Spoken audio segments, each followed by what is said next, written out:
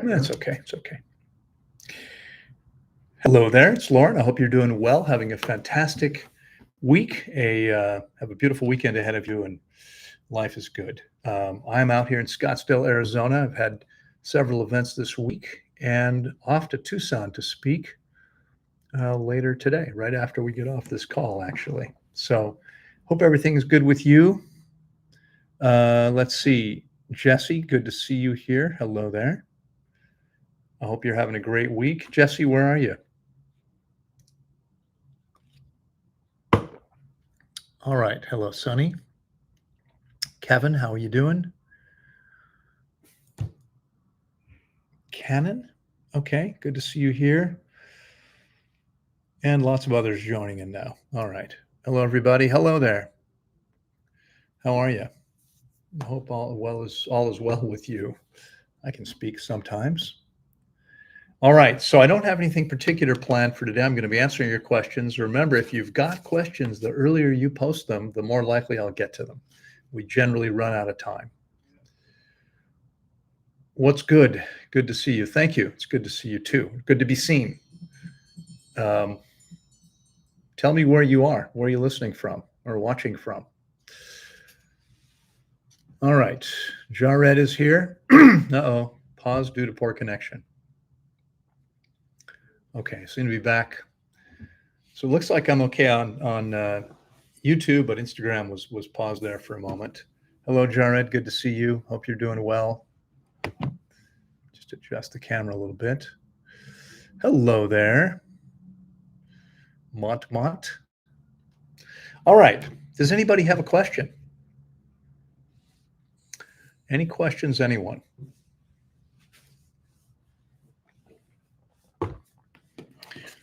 If you're new here, and I'm guessing not so many of you are, I know a lot of you are here every week, but if you're new, I'm here to answer your questions about health and healing, what I've been doing for the last 50 years now, actually. 50 years this year, I began studying the relationship between health, nutrition, and health. 38 years ago, began coaching people to health, and 30 years ago, began supervising fasts, therapeutic fasts, which has been my focus for most of these last 30 years. When I start eating fruits, should I only eat fruits or start also eating salad? You should also eat salad. It's a great question. I'm going to brighten my screen a little bit. There we go. That's a little bit better. It's a little easier to read. Yeah, there are people who think it's okay to eat only a fruit diet. My experience is that people do much better when they include leafy greens. And you can argue, well, we can get everything we need from fruits, maybe. Certainly, leafy greens are a better source of minerals. But it's also important to understand that some experts, that we've only identified maybe 10% of the nutrients in food. So I know from my experience, having guided more than 12,000 people through long fasts averaging 26 days, most people crave greens.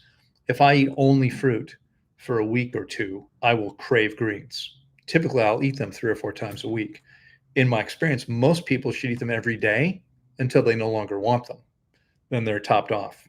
Okay. And then when you just pay attention, or maybe continue to eat them, but only 2 or 3 times a week. Okay. But yes, I believe everybody is much better off, Kevin, eating fruits. Absolutely. All right. Let me see what else we've got here. We got lots more folks joining. Welcome. Hello there, Lori. How are you? Good to see you again. Seems like it's been 2 days since I've seen you. So I hope all's well with you. Looking forward to seeing you again on Tuesday. Right? Tuesday we'll be starting.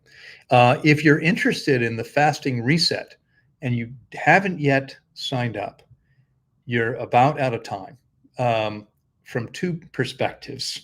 One, I told you we were going to book up. We're almost booked up.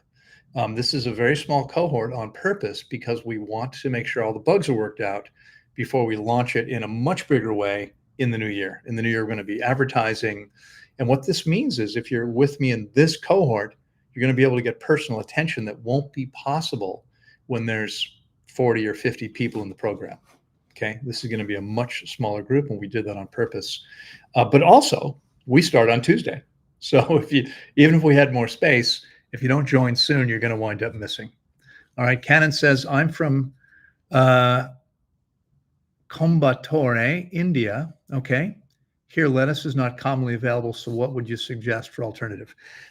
Well, I've heard there are places in India where it's not so available, but I've heard other people tell me they can get it throughout the country. So what I would do is I would look carefully. I would try to find it because, of course, there are other soft leaves that you could eat. Most of them are strong tasting leaves, and that strong taste is created by the alkaloids in these leaves that the plants produce to protect themselves. These are the chemicals that give these plants their characteristic smell and taste. For instance, culinary herbs all produce alkaloids: basil, thyme, oregano, dill, etc.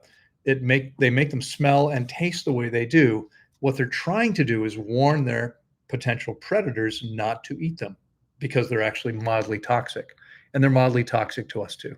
So I would look for lettuce because I believe, and there's about 24 different varieties. Those are the best options. If you live in an apartment with a balcony, or if you live in a house, it's easy. If you live in an apartment, you have a balcony, you can grow them in containers outside. You could grow sprouts, but let them don't eat them when they're little tiny sprouts. Let them grow into microgreens, and that would be another way you can get safe greens into your body. Okay. You want to say something? I'm here with one of my closest friends in the world. Was trying to emphasize the grow it. Yeah, of course. If you can grow it yourself. Yeah, this is a farmer talking. He grows everything. All right, so that would be the best way. I mean, I know it's not easy in some places. I would do everything possible to try to find what you need. If you can't grow it yourself, if you can grow it yourself, that's always going to be your very best option, of course. Okay. Any other questions? So if you're new, let's start with sort of some foundational stuff on health that most people don't realize. Okay. First of all, health is the natural condition of every species. It's estimated that there's 25 to 30 million species on the planet. How many of them would you guess are as unhealthy as humans? Because my guess is the only ones that are as unhealthy as people are the animals that we take care of. Domesticated animals, pets, farm animals, circus animals, laboratory animals. These animals wind up with cancer and heart disease and arthritis and diabetes, just like people do, because we've taken them from their environment and we've given them things to eat. I won't even call it food that doesn't belong in their body, right? Dry kibble doesn't belong in any animal's body. If you have a cat or dog and you're feeding it only dry food, it's harming the animal. Okay, if you're new to me, you may not realize that a lot of what I've been talking about for the last 30 years is hydration. Okay, even more so over the last 20 years. I realized we were just talking with my brother here, David, earlier today. When I'm guiding people through therapeutic fast, we're looking at 30 different metrics every day. The most important one is overall hydration. More important than blood pressure, pulse, temperature, blood sugar is hydration. Okay. If you're dehydrated, right, blood sugar is a measure of the concentration of glucose in your bloodstream. If you're dehydrated, you've got less blood and the sugar is going to be more concentrated. Okay. If two people eat the exact same food and one has full blood volume because they're fully hydrated and one has much less blood volume because they're not fully hydrated, they're dehydrated, the second person's blood sugar is going to be higher. For a lot of people, the problem with blood sugar is just that they're dehydrated. It's the same with almost everything. The problem with a lot of things. Okay, I just spent the last couple of days debating, if you can call it that. I mean, it's not even a debate. Some guy on Facebook trying to explain to me why Muslims are the healthiest people on the planet because they do a Ramadan fast every year. If you're not familiar with Ramadan, Muslims fast for Ramadan from sunrise to sunset. They eat before sunrise, they eat after sunset. In America, in the US and Western countries, Muslims gain weight during Ramadan, not healthy weight. They're gaining weight because it's a 12 to 16 hour fast. They're eating at the worst times of the day. Okay. What's going on there? This is a guy who's got an idea he wants to believe, right? This is the downfall of a lot of people, believing what you want to believe. We're empowered when we do our very best to get a hold on the truth, whatever's real. Okay. The reality is that if we want to really heal the body, we typically need to fast much more than 12 to 16 hours a day. In fact, I've been fasting 20 hours a day, nearly every day for 32 years. And yet, if I have something significant I need to heal, I'm going to fast much longer than that. I'm going to fast days or weeks as necessary. As necessary.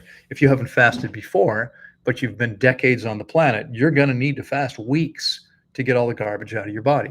And I realize, by the way, that that's intimidating to a lot of people, which is exactly why the fasting reset was born. Right? Here's an opportunity to fast with my guidance for 1 week with a tremendous amount of education around that. It's a 4-week process, but 1 week of fasting. It's affordable and there's payment plans. And for most people, it would be life-changing.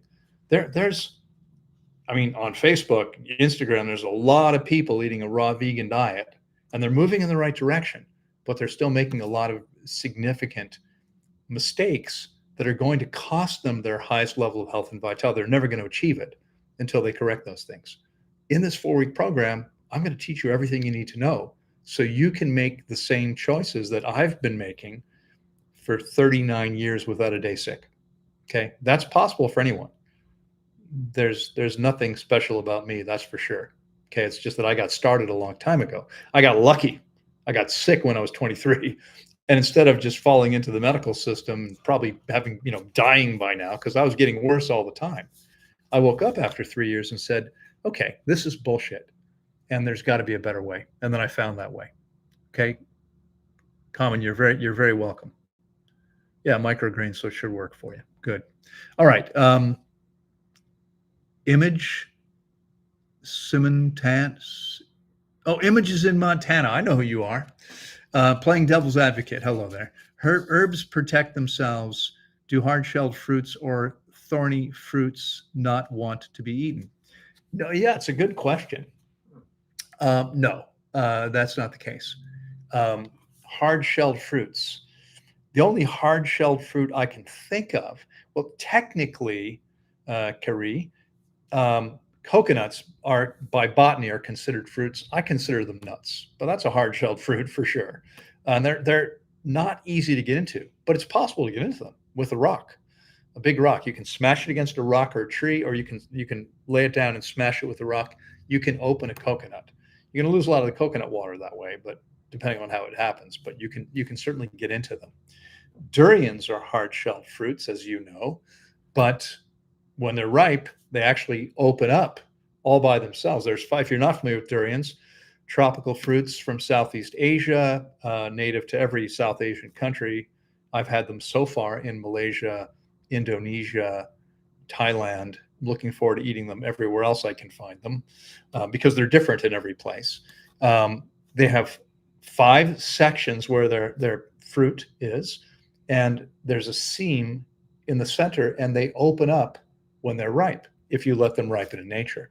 So fruits want to be eaten. And in fact, the entire point of the tree putting all that energy into making, and a durian, consider, as you know, for people not familiar with durians, first of all, they're large fruits. The ones that are exported to the US from Thailand primarily are Monthong durians, and they're one of the larger varieties. They're probably some of the easiest to grow and the most consistent, and they ship the best because some of the best varieties are varieties I've had right off the tree in places like Bali and Malaysia, but they don't last very long. I've had the same varieties 2 or 3 days after they were picked, and they weren't half as good. So they really have beaten fresh. Monthong last, right? So monthongs are going to be 7 to 10 pounds on average. They're thorny, they're large. The fruit itself is fatty, about 17% fat, and very sweet, which makes it a little bit hard to digest. They tend to produce a little bit of gas, and those of us who eat them say, well, we're going to have some gas tonight. That's okay. They're amazing because they taste really, really sweet. They're custardy, right? But But again, they open themselves up. So they definitely want to be eaten. And the reason the tree puts all that energy to making all that fat and sugar, which takes a lot of energy from the tree, is to get the seeds distributed. Animals eat the fruit, the seeds wind up being deposited somewhere else, right? Because if you think about this, I mean, the tree could make the seeds, forget the fruit, just make the seeds, a lot less work that way, a lot less energy, just drop them on the ground. Okay, great. How well is a baby durian tree going to do under the canopy of its parent tree? It needs sunlight, not very much of it under the tree. It needs water and nutrients when it's now going to be competing with the parent tree's developed root system. So the trees need to get their seeds distributed, and that's what fruit is for. Fruits are seed distribution devices. Now, there's other seed distribution devices, right? Maple trees make a little helicopter wing, and the seeds fly off in the wind. Okay, cottonwood trees put the seed in a little ball of cotton, which also flies off in the wind. Other trees make seeds that stick to the fur of a chimpanzee, a monkey, a squirrel, whatever it might be. And somewhere along the way, those seeds are going to fall off, and some of them are going to wind up in places where they could grow better than under the tree. That's the whole point, is to move the seeds away. So fruit is actually the most efficient and effective way to do this. However, if you're listening in from Alaska or Norway or southern Argentina, you're going to have a very short growing season. And so fruit trees don't work very well there because they need more time. Okay, so fruit, in the tropics, whereas you may know I spent more than 20 years, more than half the trees there make some kind of fruit. So that by far, in that climate, that's the preferred way of getting seeds distributed. Now you asked about hard-shelled fruits or thorny fruits.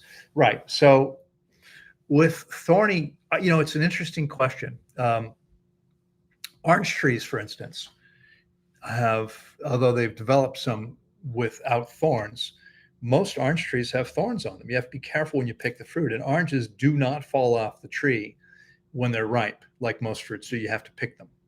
So I'm not quite sure what the purpose of those thorns is. Maybe the thorns are more prevalent, more present when the fruit is immature. Maybe it's to try to protect the immature fruit. I'm not sure. It's a good question, but certainly I think the answer is clearly no. Fruits actually want to be eaten. And thank you for being the devil. Hope to see you soon, Kareem, by the way. All right, let's see. Rising Edge. Since salt isn't recommended, what does one do for leg and other cramps on a water fast? Thanks, Loren. So the first thing to do, Rising Edge, is have me guide you through the process, because the unfortunate fact is that very few people succeed in either getting the greatest benefits or actually keeping themselves as safe as possible. Unfortunately, people wind up in the hospital. People wind up harming themselves by making simple mistakes that, with my experience, that doesn't happen. But even aside, let's say you complete the process and you're fine, you feel fine, you're not sick, you didn't go to the hospital, there's no problems that you're aware of. The question is, are you getting all the benefits that you could get? And the answer is almost always no. Leg cramps are almost never about salt. They're usually about magnesium. If you continue fasting, you will usually eliminate those cramps, because what happens is, in most cases, you have the magnesium in your body, but your body isn't able to access it. And that changes as a result of fasting. In fact, many years ago, I'm in Scottsdale, Arizona right now. I was speaking in Tempe, Arizona. I was doing a full day seminar. And about maybe a month later, I got a message from a woman who said, Loren, I was at your seminar. It was amazing. I want to come fast with you, but I'm concerned because I have a massive magnesium deficiency. I've got a magnesium deficiency. I'm taking this massive supplement that my naturopath gave me. As long as I take it, I do fine. If I don't take it, I've got problems. And I heard you say you can't take any while you're fasting. So what do I do? And it took me a month or so to convince her that she'd be perfectly fine fasting without the supplement. Now, I finally convinced her. She came and spent a month with me at the center. And in the first week, she began to develop symptoms of magnesium deficiency. And she came to me worried. And I said, relax, you're going to be okay. About a week or 10 days later, all those symptoms were gone. And I haven't been in contact with her recently, but I used to come out to this area to speak every year. And I saw her the 2 subsequent years. She was eating exactly the same way she was before, which is how I recommend eating mono fruit meals and simple salads, but she had no more magnesium deficiency. Okay. So in this case, the thing to do is to ignore it. Yes, salt. Why don't we need salt? Now, I've been posting reels for the last month or so. This is one where a lot of people have been arguing with me. You have to take salt. And it's kind of funny, right? Telling me I have to take salt. That's like telling Roger was Bannister, I believe was his name, that you can't run a mile in under 4 minutes. Okay, because he did it. Okay, he did it, and then imagine someone saying to him that's impossible. You can't argue with him. I mean, he's going to say, yeah, right. Believe whatever you want. I just did it. I know it's possible. Incidentally, the evidence, the proof that what we believe is so powerful is that humans believe, scientists believe it was impossible for a human body to run that fast. And then Roger Bannister did it. And then what happened? Well, in the year after that, dozens of people did it. No one had ever done it before. And then dozens of people were able to do exactly the same thing because now they believe that they could when they previously believed that they couldn't. Okay. So there are people who believe you need salt. And that happens because there's a lot of so-called health experts out there who are selling products and programs and have very little fasting experience, but fasting is in vogue now. And so now they're pretending they're fasting experts and they're telling people how to fast. Someone said to me, the only thing that matters is how you break the fast, because that's what this expert says. Well, that's wrong. And I don't know how many fasts he's supervised, but my guess is it's less than 1. Okay. And mine is over 12,000. Who are you going to believe? He's got a bigger name. And I'm telling people, yeah, but he doesn't know anything about that. And that's happened many times. So first of all, pay attention not to how famous somebody is, how many followers they have, or how wealthy they are. I've never worked to be wealthy. I've tried to help people and never took a salary from Tanglewood. I'm paying myself now because now it's just me and I've got to pay my way. Tanglewood housed and fed me and flew me around the world to speak. And now it's up to me to do those things. So I am paying myself. But it's never been about making money. It's about helping people. That's why I've been here nearly every single week for more than 10 years. By the way, and I've warned this before, but by the end of November, I'm going to stop doing this. Okay. I will continue doing these live broadcasts for the next 4 weeks or so, but only through the end of November. Okay. After that, I'll go ahead and let you know, because I've mentioned it before, hinted at a little bit. We are rolling out an amazing membership program, and it's going to be an incredible program. And there's going to be special founders pricing for those people who get in right away. That gets rolled out in about a week formally. So be paying attention, because there's going to be a small window where you can get in at a founder's rate. It's going to be very inexpensive for founders, much less than the value we're providing. And that's our goal. Our goal is to provide so much value that you don't want to leave. And the reason we're doing this is because we have found, is my girlfriend Sylvie and I, who's working with me on this. Sylvie will be running the membership program, and I will be speaking there every week. I won't be going live anymore. Okay. And I apologize for those of you who are, think that that's not fair. It's not okay. I've given a lot of my time. I've made a lot of videos. I've got more than 1,000 YouTube videos on my old channel. Okay. And I'm going to be making more videos here, but going live and answering people's questions, my time is now so limited and so precious to me that I'm going to be offering it this way for people that are willing to help support me. And that's what we're doing. But it's actually going to be much better for you too, because I'm going to be able to answer all your questions. We're going to have recordings of all the lives right there. Okay. We're going to encourage new members to go back and listen to the old ones. And the objective is to stop answering the same questions over and over again. I understand if you're new here, well, you just want your questions answered. But there are people who've been here literally every single week, and I'm answering the same questions all the time. So the goal is to find ways to prevent that from happening and bring lots more benefits to you. There's going to be lots of cool things happening for members of the program. And again, that gets rolled out very, very soon. Okay. What if we don't crave lettuce? How often should it be eaten? Um, I would encourage you to still eat it every day for the time being, every day. Until your fast begins, I would encourage you to eat lettuce every single day. You can either have a green salad or you can eat lettuce with fruit. Okay, either way, however you prefer it. I would do that for now, even if you feel like you don't want it. I had a conversation today with a client who may be listening. Hello there, if you are. I've told his story many times before, but this is a young man who is beginning his fourth fast with me. And he's had some false starts. The first fast, by the way, we did 5 or 6 years ago, was life-changing for him. He went from being depressed and fatigued and so forth to feeling better than he ever had. He's a competitive tennis player. His game improved dramatically. He all of a sudden had this new goal to show the world how powerful fasting was and what a difference it could make for the game. And he came back a year later and said, okay, I'm ready for round 2. Let's do this again. But then he said, but I only want to drink when I'm thirsty. I don't want to listen to your guidance about how much to drink. I said, I'm sorry, if you're not going to take coaching, I can't guide you through the process. I need you to be willing to accept my coaching because I know, I figured out how to tell how much water the body needs.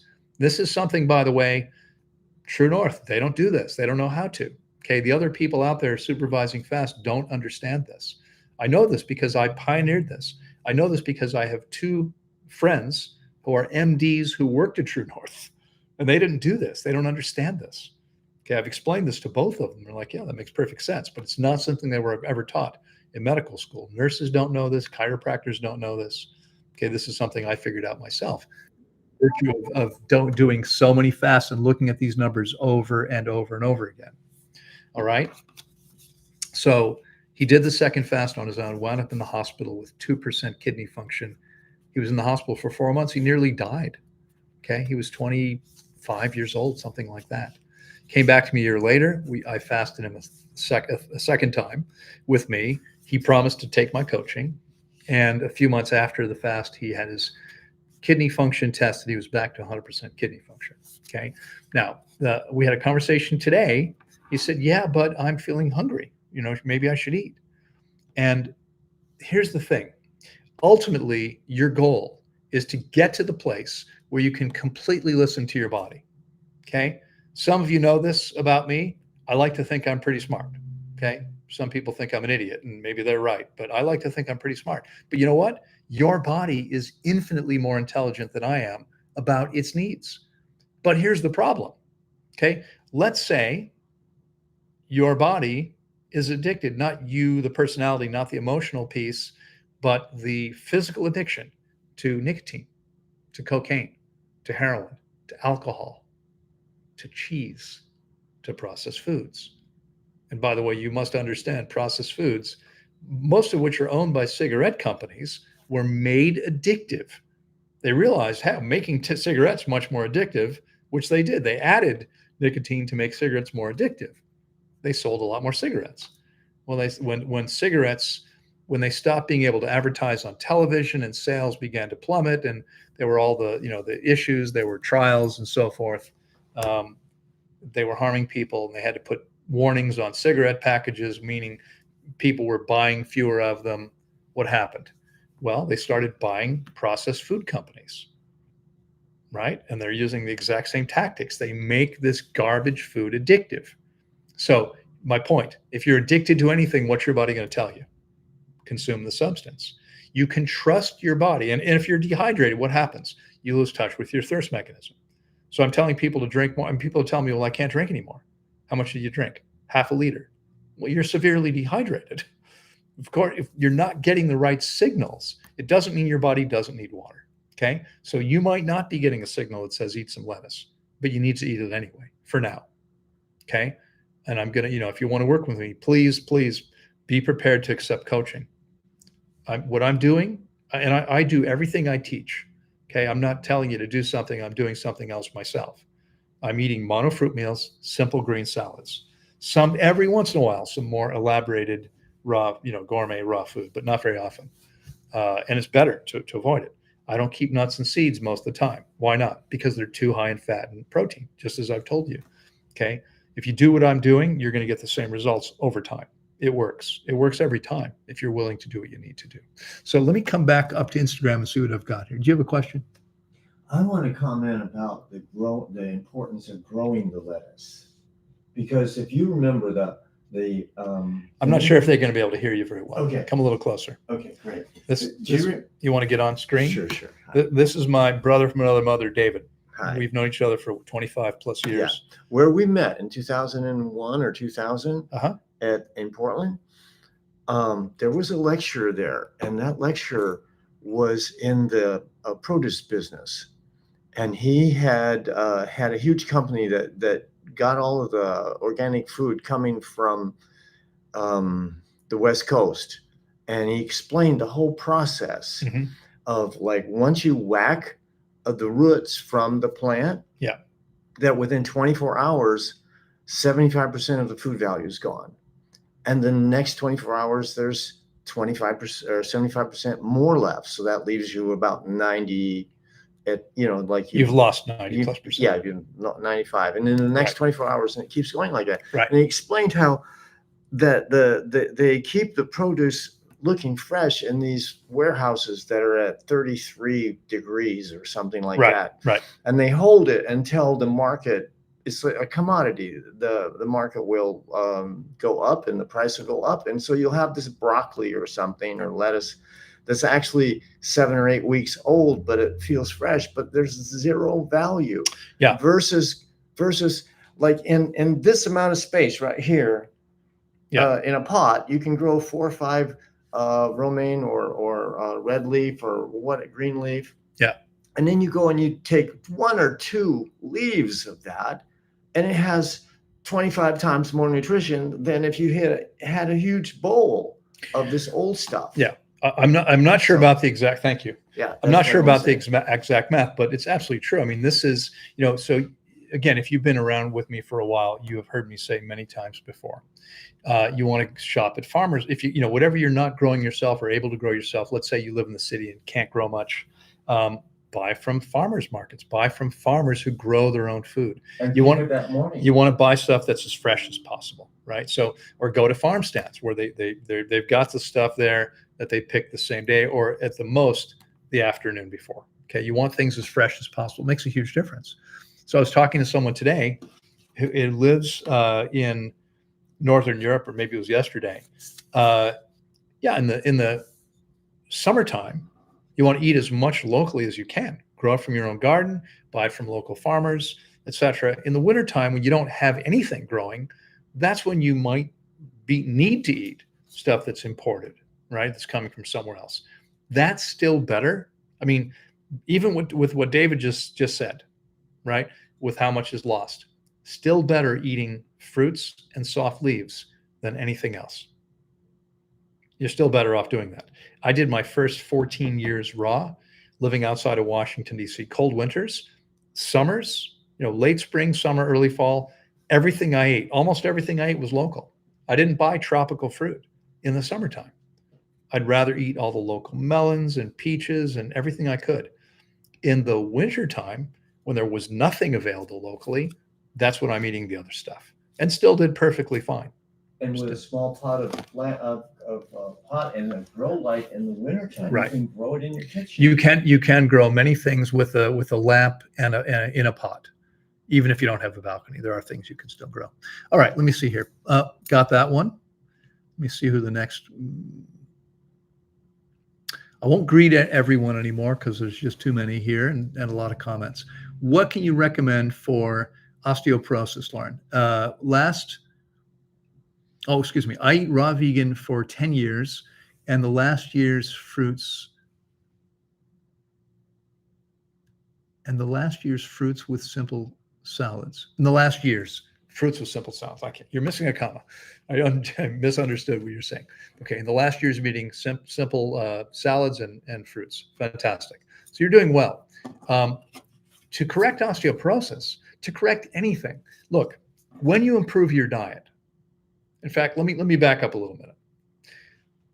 Our amazing bodies in every single moment of our lives are doing everything they can to cleanse and heal.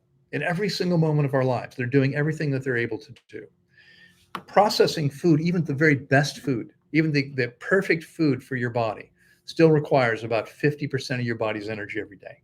So when the body needs to cleanse or heal, what's the best thing to do? Lay down and stop eating. Okay, this is where supervised fasting comes in.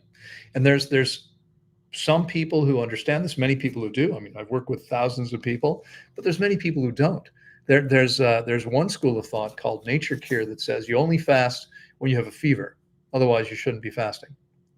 Okay, so here's the thing you want to understand. Every species, virtually every species on the planet, when sick enough, instinctively stops eating because processing food takes so much energy. So they don't say, I'm going to fast now for the next 3 weeks. They lose the desire to eat. Okay, they don't eat to suppress emotions. They eat because their body needs calories or nutrients, right? Energy or nutrients. And so they lose that interest in food. Their body tells them to rest, and they'll lay down. If you've ever seen a dog, they'll just lay down in one place. They'll rest completely. They won't do anything. It looks like they're asleep because they keep their eyes closed. That's what we should be doing. That's how we do it. Now, we instinctively lose our appetite too when sick enough, when there's an acute crisis. The problem is that unlike any other species, humans have from time immemorial said, yeah, but there must be some way to eliminate, to cure this. How do we cure a headache? We take aspirin. Okay, did we have a deficiency of aspirin? Is that why the headache's now gone? No. How do we cure flu? Do we, is it deficiency of that medication? No. Medications suppress symptoms. They interfere with the body's natural processes. And what the body was attempting to do was to cleanse or heal. That's why we have symptoms. So if we take something to suppress the symptoms, we're preventing the body from doing what it needed to do.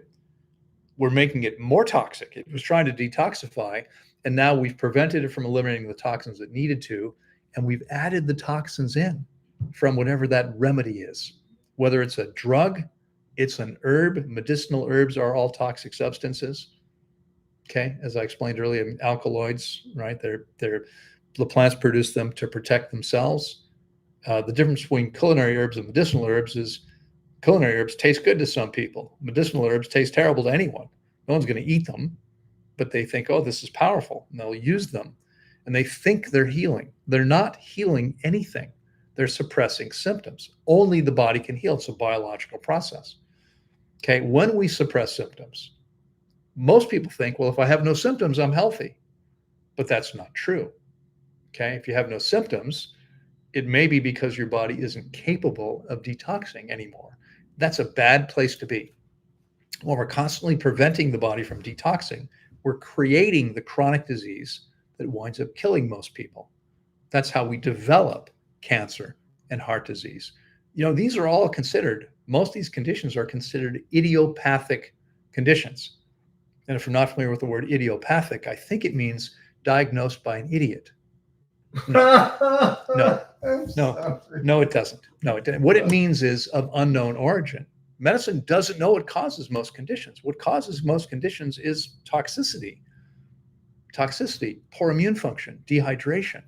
Okay, so what do? Well, we fast long enough to detoxify the body, to boost the body's immune function, to be able to finally rehydrate, which can only happen after we eliminate pounds and pounds of old hard waste. And then we don't have these issues anymore. They're gone. Okay, the body functions just the way it's intended to.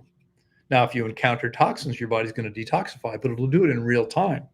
So you might feel bad for a short while, but you're not going to be sick again. There's not going to be any more of the kinds of sicknesses that most people deal with. And so I'm literally 39 years without a cold or a flu, a headache. These things don't happen.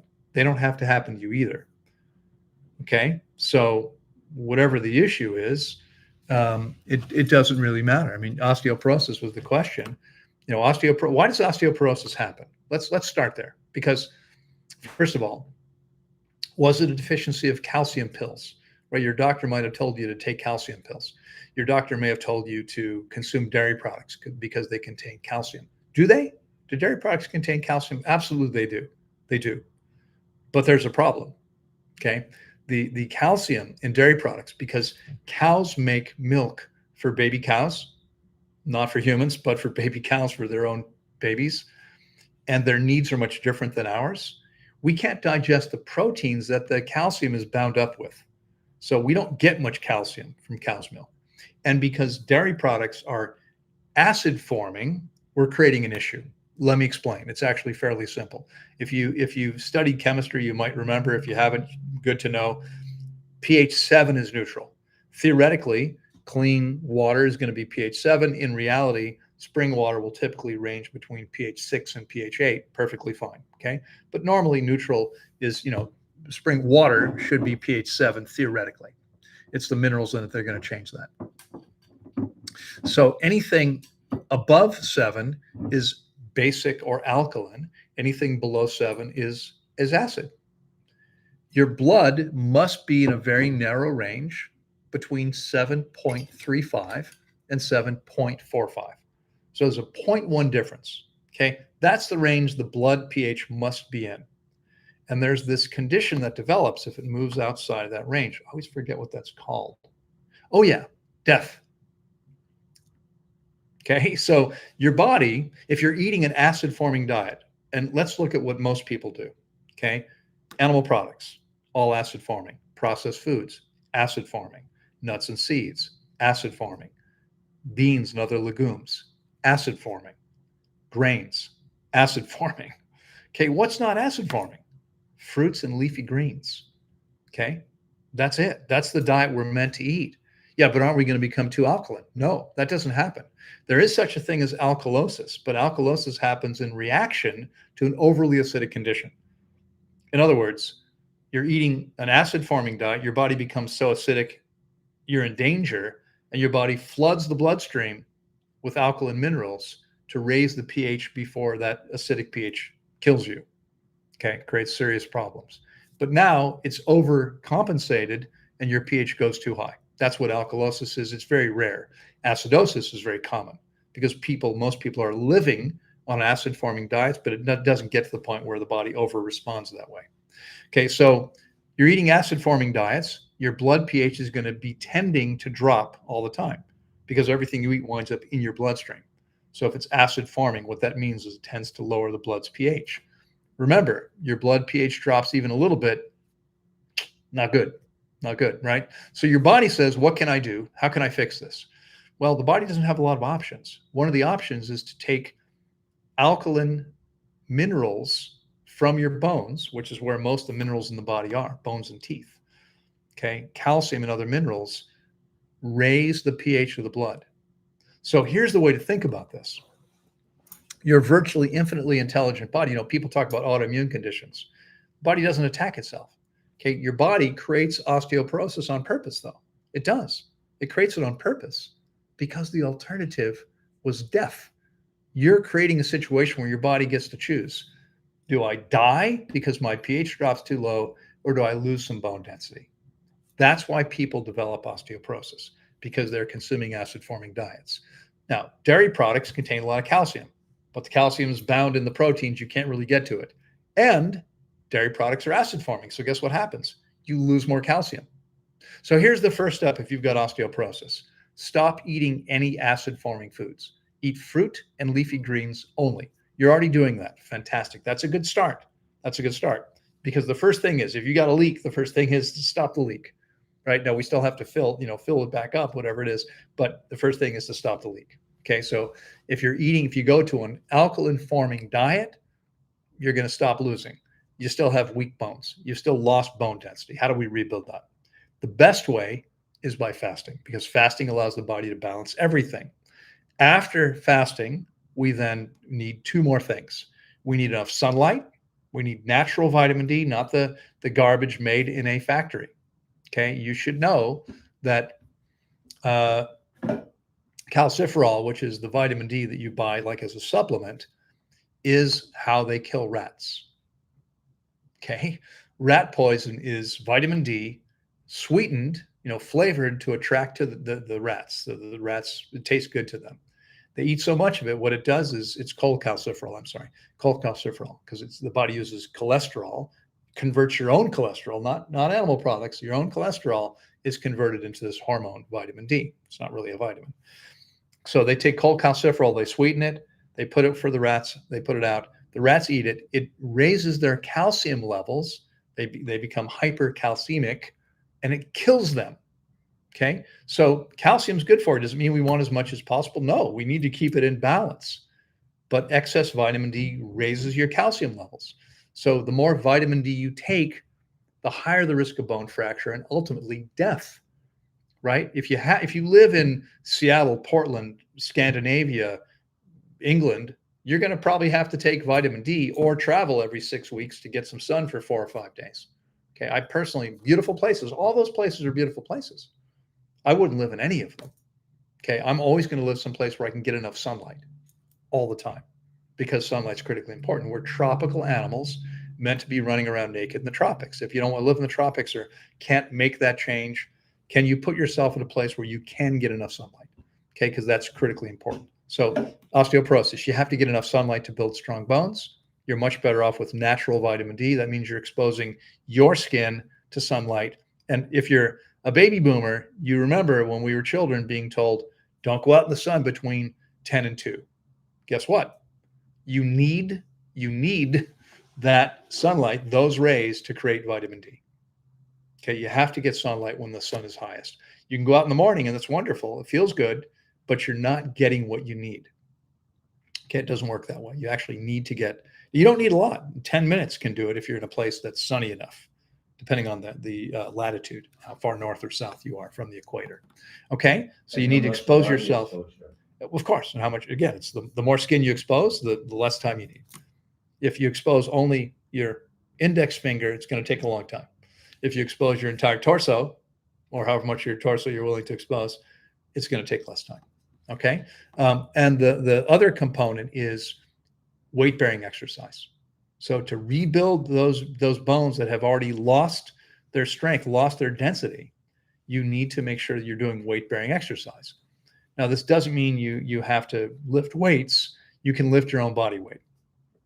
So do push-ups and squats and other exercises that are putting stress on your bones, and you'll build the bones bigger. Same way we build muscles. Okay, we build bones as well.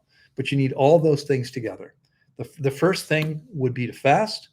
And if you contact me, you're on Instagram, write to me on Instagram, DM me, and we can figure out what you need to do. You can regain bone density. I've helped many people do it, but you better do something quickly, because once it gets too late, what happens? You start breaking bones, you break a hip, you can't move. And that's, for most people, that's the end, right? That's the beginning of the end. That most people don't live. I forget how many years after hip fracture. It's not very long for elderly people. I don't know how old you are, but if you're an older person, this is often the end. All right, let's take a look here. I mean, the last 5 years, fruits and salads. Gotcha. Okay, same person. Okay, great. That's great. I'm glad you're doing that. Is a juice fast for a few days clever before going on the water? Nope, never clever. There's no reason to do juice fasting at all. Juice fasting is a bit of a oxymoron, because fasting means no calories or nutrients. But juice feasting, juices are not really ideal. They're not really so healthy. Okay, I know a lot of people tell you they are, but they don't know better. The fact is that we're meant to, so listen, here's the foundational piece I'll share with you. I'm just checking my watch because I've got to get going in 10 minutes. But the foundational piece I'll share with you, if you're new to me and my philosophy, and what has allowed me to help more than 16,000 people from 156 countries create amazing levels of health, is this one simple idea. We can never improve on nature. Okay, we're given, like every other species, we're given everything we need to be as healthy as possible. The problem is we're always trying to improve on things. We can't improve on nature. We're meant to eat whole foods. And nature, I mean, I don't know about you, I have never seen a carrot juice tree. Okay, they don't exist. Okay, what exists are the fruits and leafy greens and vegetables. If you insist on eating vegetables, I don't eat vegetables except for lettuce. Now, tomatoes, cucumbers, peppers, avocados are all fruits. Okay, they're all fruits. cucumbers, they're all fruits. You can eat those. But most vegetables are hard to digest, in some cases, very, very hard to digest. They create issues for us. Many of them have anti-nutrients. Remember, the vegetable is the plant. Fruits are different because the plant wants you to eat the fruit. But most plants, I mean, vegetables, if you eat the carrot, that's the root. Potatoes, the root. The onion's the root. The garlic is the root. Onions and garlic. Allicin family members, allium family members create allicin, the compound, which is harmful to us. It kills the bacteria that we need to survive, that we need to be healthy. Our body's immune function is largely given to us by bacteria in the body. Remember, you've got about 70 trillion cells and more bacteria than your own cells. So we don't want to be killing bacteria, right? Vegetables are trying to protect themselves. That's why they contain these anti-nutrients. People think that broccoli, cabbage, kale are good for you, but they contain anti-nutrients and goitrogenic compounds that damage your thyroid. I don't eat those things in most cases. Every once in a while, if I'm at a restaurant, there might be something with a little bit of one of those things in it, but I don't buy them typically, and I don't eat them the vast majority of the time. And we don't need them. I mean, I've been very, very healthy for a long time. Okay. So you don't need those things. All right. I hope that helps. Let me come back here to YouTube, back and forth, YouTube and Instagram. Oh, yes. Right. Thank you, Eric, the epic fruit fanatic. I appreciate how often do you eat frisee? It's not technically a lettuce, but I've bought it at farmers markets, locally grown. It's not that bitter or tough. I don't eat it very often. I'm not a huge fan of frisee.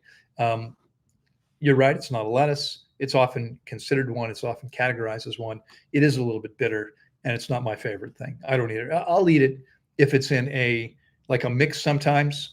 The easiest thing for me to do, I'm at a hotel right now. The easiest thing for me to do here for the last 5 nights is buy washed, lettuce leaves, young, tender leaves of different greens. There might be some frisee in there. I'll eat that. I'm not going to pick it out. I'm not worried about it, but it's rare that I buy ahead of that. Eric, I don't eat that stuff very often. Okay. Hello, Judy. Good to see you too. I'm in Queen Creek, Arizona. Okay. Beautiful. Queen Creek, Arizona. I have no idea where that is. Just 30, 40 miles from here. 30, 40 miles from here, David says. David lived in Arizona for a long time. So David knows Arizona much better than I do. I would come here every year and spend about, 4 or 5 days, maybe a week in the Phoenix area. And then sometime Dave was out in Yuma for many years. And we would spend some time out there together. Ask her if she's free the weekend, wants to come to the festival. David told me to ask you if you want to join us, Jennifer, if you want to join us in Tucson. There's a festival there where he'll be performing. He'll be playing music tomorrow, I think it was, 1:00, and I'll be speaking on Sunday afternoon. All right. Hey, I recommended your channel and services just now to other people on YouTube. They were asking me about my fasting experience. Mentioned in my comments elsewhere, pretty cool. People are wanting to learn and heal. Fantastic. I'm so glad to hear that. Rhythmic Elegance. Your screen name sounds familiar, but I don't remember who you are. If you're willing to tell me, I'd love to know. Anyway, thank you. I appreciate your spreading the word. More people need to hear this. And, I'm going to have to remind you guys, I've done this before. Okay, I see there are 22 people currently with us on Facebook and 5 likes. Do the rest of you hate this? The 17 of you think this isn't valuable? Come on, if this is good stuff, give me a thumbs up because that helps, right? It means they'll show it to more people. So please give it a like or a thumbs up wherever you are. I appreciate that. That's always helpful. Thank you, somebody. Somebody just acted on that. All right. So yeah, I mean, it's important. We can share this information. You can take the link once it's done, and you can share this on your channel, on your page, in groups, on Facebook, wherever, on your profile. Let's get the word out to people. Okay. And remember, now this unfortunately, I mean, I'm only doing about maybe 4 more of these, I think 4 or 5 more. I'm not sure how many more Fridays there are before the end of November. And then that's going to be it. I will be continuing to create. In fact, I'll be going back to creating some longer form content on YouTube. That's not live. And I'll be doing that. Each of those will be on a particular subject. They won't necessarily be an hour, but I'll be doing more of those videos. And if you're just joining, we're going to be kicking off our Fast to Rise Circle, the community. That's going to be kicking off very soon. I think it's going to be really, really beneficial and powerful for you. And you're going to have a chance to get in at the founder's rate if you act soon. We're going to unroll that very soon. You'll be able to jump in if you want to. All right, let's see. Is it safe to drink less water on a fast? I don't know what you mean. Less than what? How much water? So if you were here a few minutes ago, I was telling a story of a young man who's now doing his third fast with me, his fourth fast. His second fast he did on his own. He drank much less water than I would have recommended, wound up in the hospital with kidney failure. Okay. When you're dehydrated, now again, there's this knucklehead arguing with me on Facebook. He said, well, I dry fast every year for 12 hours. Yeah, well, we're talking about something different. We're talking about people going 3, 4 days, 7 days, 10 days without any water or food. And what happens when you're dehydrated, and people who are doing this are severely dehydrated, because I've measured many of them. Many of these people eventually realize this isn't helping them. They come to me to fast. We measure their hydration level, and they're the most dehydrated people I measure within an age group. I mean, if you're 90 years old, most people are making themselves more dehydrated every day. So if you're 25 and you're dry fasting, you're probably going to be better hydrated than a 90-year-old who's never dry fasted. But you're going to be much more poorly hydrated than anyone within your age range, because dry fasting severely dehydrates you. And when you're dehydrated, your blood becomes thicker and more abrasive, and your kidneys, which are filtering your blood 60 times a day, become damaged by that and eventually shut down. So 6 people that I knew, including several who fasted with me before, are now dead as a result of dry fasting. Okay, these are all people who I said to them, no, don't do that. It's insane. Don't do that. Well, it's better. It's more powerful. It's not. It's nonsense. It's nonsense. Again, here's what's happening. When you're severely dehydrated, right, because water is the universal transport medium, whether you're detoxing through the urinary tract, the colon, the skin, the breath, the mucous membranes, the 5 primary channels, each of those channels depends on having sufficient water. So if you're so dehydrated, the body doesn't have the water to detoxify, what happens? Symptoms go away. Symptoms are evidence the body's cleansing or healing. So if your body can't cleanse or heal, there's no more symptoms, and you think, oh, I'm all better. These people come to me, and we get them hydrated again. Guess what happens? All their symptoms come back. They hadn't healed anything. They're suppressing symptoms while damaging their kidneys. So drinking less water puts you in danger. That doesn't make any sense. Why would you want to drink less water? Okay, here's what you want to do. Have me guide you through the process. Take my coaching. If I say to you, you need more water, I'm going to tell you exactly how much. Do that. If you do that, you will be fine. I guarantee you, and you're going to take your health to an amazing new level. If you're not getting enough water, your body cannot do what it needs to do. It's simply not possible for the body to do what it needs to do without enough water. Okay, I hope that makes sense. All right, we unfortunately have reached the top of the hour. I know there's questions here I didn't get to. This is why I told you again today, and I tell you every single week, if you've got questions, post them as early as you can, because we always run out of time. All right. I appreciate your spending your time with me. I hope you have a fantastic rest of your day, beautiful weekend. If you're in Arizona, come on down to Tucson. What's the festival called? Sacred Earth Rising. It's called Sacred Earth Rising. Sacred Earth Rising. You can find it, I think, on Facebook. You'll find some information. They have a page on Instagram. On Instagram, you'll find a page on Instagram, if not on Facebook. Come take a look. It's fun. It's not that expensive. There's a lot of performers. There's other speakers. There's a lot of ecstatic dance and other cool things happening. So I hope if you're nearby, don't have plans this weekend, or want to come join us, we'd love to see you there. If not, if you're interested in organizing something, I'm back in the US. I'm available to travel and speak. I'm not going to come unless we can guarantee a large enough group. David and I have an interesting story about that for another time. But it's been great spending this time with you, and I'll look forward to seeing you next week. All right? Take care and make good choices. Support yourself. Bye-bye.